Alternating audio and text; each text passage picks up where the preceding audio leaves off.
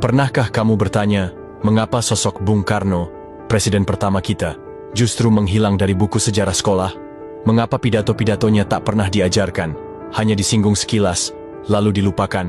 Apakah ada sesuatu yang sengaja disembunyikan? Hari ini, kita buka tabir yang sudah terlalu lama ditutup. Tahun 1963, Bung Karno berdiri di atas podium. Dengan suara lantang, ia berkata, "Hancurkan koruptor, mereka adalah pengkhianat bangsa, yang makan uang rakyat, lebih berbahaya dari penjajah." Tapi coba cari pidato itu di buku sejarah kita. Kamu tak akan menemukannya. Karena setelah beliau dilengsarkan, banyak pidatonya disensor, suaranya dibungkam, pesannya dihapus. Bung Karno tahu, ada elit yang rela menjual bangsa demi kekuasaan dan kekayaan. Ia berkata, "Penjajahan modern bukan datang dengan senjata, tapi dengan utang, kontrak, dan ekonomi. Dan lihatlah sekarang, sumber daya kita dikeruk, utang menggunung, korupsi tak kunjung henti." Bung Karno sudah mengingatkan, tapi siapa yang mendengar? Bahwa membangun satu negara, membangun ekonomi. Tahun 1964, Bung Karno memperkenalkan Trisakti, 3 pilar yang bisa jadi fondasi negeri ini. 1. Berdaulat dalam politik, artinya Indonesia harus bebas menentukan arah politiknya sendiri, tanpa campur tangan asing. 2. Berdikari dalam ekonomi, artinya ekonomi bangsa harus mandiri, tidak bergantung pada negara lain. 3. Berkepribadian dalam kebudayaan, artinya bangsa Indonesia harus bangga dan menjaga identitas budayanya sendiri. Tapi setelah beliau jatuh, Trisakti ikut dikubur. Negeri ini lebih memilih jalan lain, jalan yang membuat rakyat jadi penonton di tanahnya sendiri.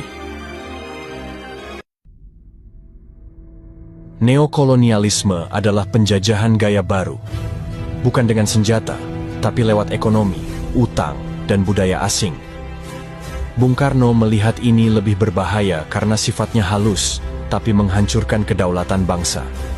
Ia menyerukan agar Indonesia tidak tunduk pada kepentingan asing, tidak tergantung pada utang luar negeri, dan mampu berdiri di atas kaki sendiri. Pesan ini relevan hingga kini, saat kekayaan alam dikuasai asing, dan kebijakan ekonomi sering dipengaruhi pihak luar.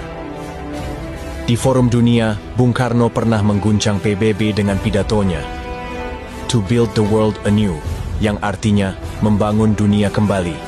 Ia tak takut. Ia melawan kekuatan global, tapi justru karena itulah, ia dijatuhkan, dituduh, dikucilkan, dibungkam, tanpa pernah diadili secara hukum.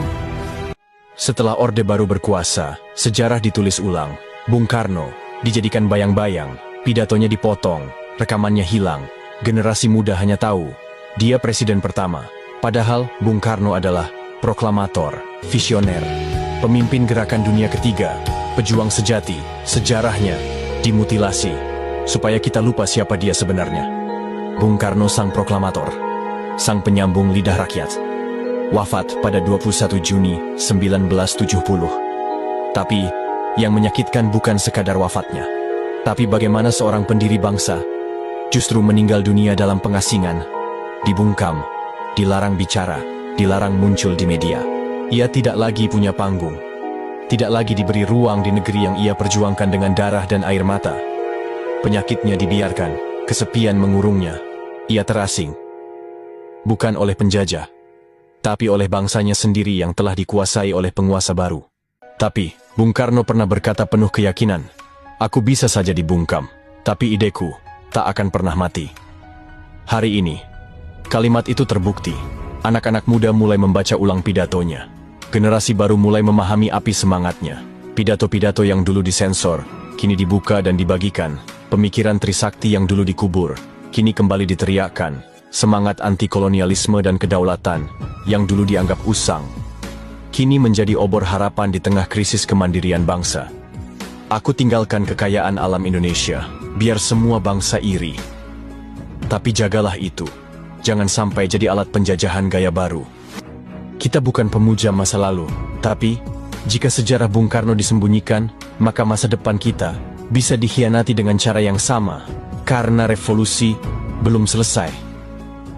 Jika kamu percaya bahwa suara Bung Karno masih relevan hari ini, Jika kamu ingin bangsa ini bangkit dan sadar, bagikan video ini, tulis pendapatmu di kolom komentar. Karena sejarah tak boleh dibungkam sekali lagi. Mari hidupkan kembali semangat Bung Karno untuk Indonesia yang benar-benar merdeka.